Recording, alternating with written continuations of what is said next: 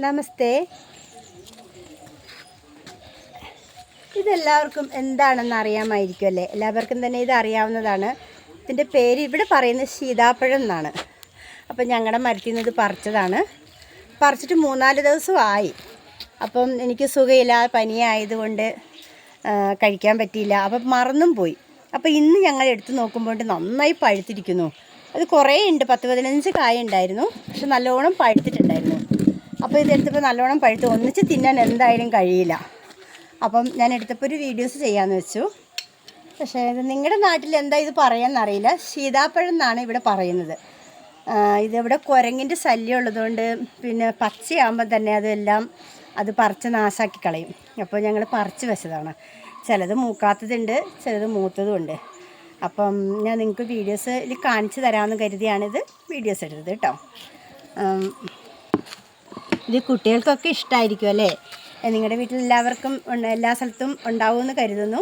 ഇത് ഞാൻ പൊളിച്ച് കാണിച്ചു തരാം. ഇത് ഭയങ്കര ഇഷ്ടമാണ് എനിക്ക്. കാരണം ഇത് പഴുത്ത് കഴിഞ്ഞാൽ നല്ല മധുരമാണ്, ജ്യൂസ് അടിക്കാനൊക്കെ നല്ലതാണ്. അപ്പം എനിക്ക് തിന്നാനുള്ളൊരു ആഗ്രഹം കൊണ്ട് ഞാനിന്ന് ഇതെടുത്തു. പനിയൊക്കെ ഒന്ന് വിട്ടു, ഭക്ഷണം കഴിച്ച് വരുന്നതേ ഉള്ളൂ. ഒന്ന് പിന്നെ എന്താ പറയുക, നല്ല ക്ഷീണമുണ്ട്. അപ്പം ഞാനിത് 2 കഴിക്കാമെന്ന് വിചാരിച്ചിട്ട് എടുത്താണ്. അപ്പം നമുക്ക് പൊളിച്ച് നോക്കാം. ഉണ്ടോ? ഇതാണ് സാധനം. നല്ല മധുരമാണ് കേട്ടോ ഇത്. കേട്ടോ, നല്ലോണം പഴുത്തിട്ടുണ്ട്. നല്ല ഭംഗിയുണ്ട് കാണാൻ. ഇതിൻ്റെ ഇതളുകൾ കണ്ടില്ലേ? നല്ല ഭംഗിയാണ്. നല്ലോണം പഴുത്തിട്ടുമുണ്ട്.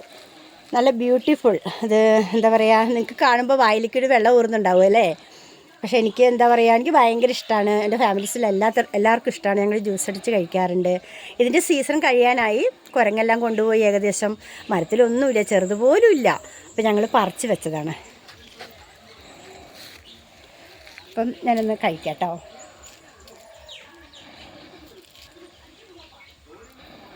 നല്ല മധുരമുണ്ട്. നല്ല മധുരം വെച്ചാൽ നല്ല മധുരമുണ്ട്. കാരണം പറിച്ച് വെച്ച് നമ്മൾ മൂത്തത് പറിച്ച് വെച്ച് പഴുപ്പിച്ചതല്ലേ? അപ്പം നല്ലോണം മധുരമുണ്ട്.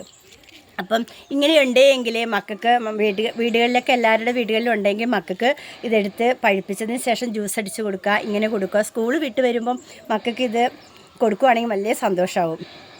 അപ്പം ഞാനൊരു ചെറിയൊരു വീഡിയോസാണ് കേട്ടോ നിങ്ങളെ കാണിക്കാൻ വേണ്ടിയിട്ട്. അപ്പോൾ ഇതിനെന്താണ് നിങ്ങളുടെ നാട്ടിൽ പറയുക എന്നത് എൻ്റെ പിന്നെ വോയിസ് വിട്ടിട്ട് നിങ്ങൾ കമൻറ്റ് ചെയ്യുക കേട്ടോ.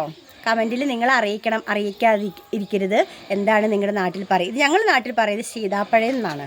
സീതാപ്പഴം എന്നാണ് പറയുന്നത്. Okay, thanks. Okay, by.